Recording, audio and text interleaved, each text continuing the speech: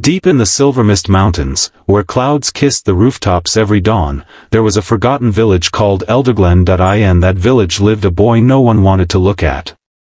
His name was Elian, 12 years old, with storm-gray eyes and paint always under his fingernails. Elian could paint the future, not with tricks or spells, but with ordinary brushes and colors.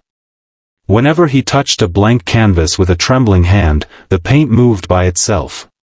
It drew things that had not yet happened: a red sky over the wheat fields, fire, a black raven circling the river, death, a broken bridge in the rain, a child would fall. The first time it happened, he was 6.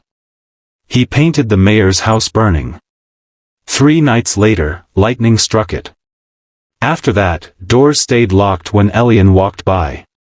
Mothers pulled curtains shut.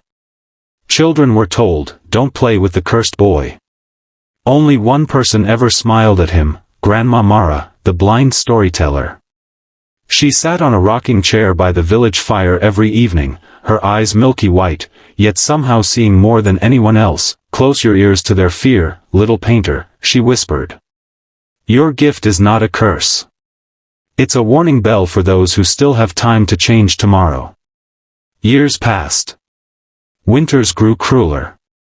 The mountain passes closed early. Crops failed. Wolves came down from the peaks, hungry and bold. One December, the village ran out of food. The hunters returned with empty sacks. Babies cried from hunger. Old men spoke of leaving Elderglen forever. Elian hadn't painted in months, his hands shook too hard from cold and fear. But that night he had a dream so vivid it burned. In the dream, he saw the village square full of light and laughter. Children danced. Tables overflowed with bread, apples, roasted meat. And in the very center stood a tree unlike any other, trunk of shining gold, leaves sparkling like 1,000 tiny suns, fruit glowing warm in people's hands. He woke up gasping. With the last of his strength, he dragged his biggest canvas into the freezing shed. He painted through the night, tears freezing on his cheeks. When morning came, the painting was finished, the golden tree, exactly as in the dream. He carried it to the square and nailed it to the ancient oak that had stood dead for 50 years. The villagers gathered, angry and hopeless. "Look at the boy now," the baker shouted. "Dreaming of golden trees while we starve. He's mocking us," another yelled. Grandma Mara rose slowly from her corner, tapping her cane against the stones. She walked until her fingers found the painting.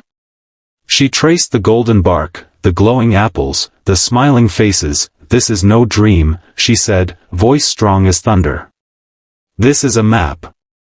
Plant something where the paint touched the earth. Trust the boy who paints tomorrow." They laughed. They cursed. They turned away, but one little girl stayed behind. Her name was Lila. She was 8, barefoot even in snow, cheeks hollow from hunger. In her pocket was the very last apple seed in the entire village, the one she had saved for herself, planning to eat it when no one was looking. Lila looked at Elian's painting. Then at the dead oak. Then at the tiny golden smudge on the frozen ground where a drop of paint had fallen. She knelt, dug with her bare fingers until they bled, and buried her seed. 3 days of silence. Nothing happened. On the 4th night, the ground shook. A crack split the snow. A green shoot, no thicker than a pencil, pushed upward. By morning it was as tall as Lila. By the next night, 30 feet. On the 7th day, it touched the clouds, its bark turned to living gold. Leaves unfurled like molten sunlight. Fruit appeared, golden apples that steamed gently in the freezing air, warm as fresh bread. The scent drifted across the village. People stumbled out of their houses, eyes wide. They plucked the apples and bit into them. Juice ran down their chins. Children laughed for the first time in months. The tree kept giving. Every dawn, new fruit appeared. The hunters found deer walking straight into the square, as if offering themselves. The river suddenly teemed with fish. Snow melted early that year. Elian painted again. This time his canvases showed weddings, babies being born, old friends returning after decades away. The villagers no longer hid from his paintings, they begged for them, hung them above doorways like promises. Years later, travelers came from every corner of the world to see the golden tree of Elderglen. They always asked the same two questions: who grew this miracle tree? And every elder, every child, every hunter answered the same: a little girl who believed a boy who could paint tomorrow. Elian grew up.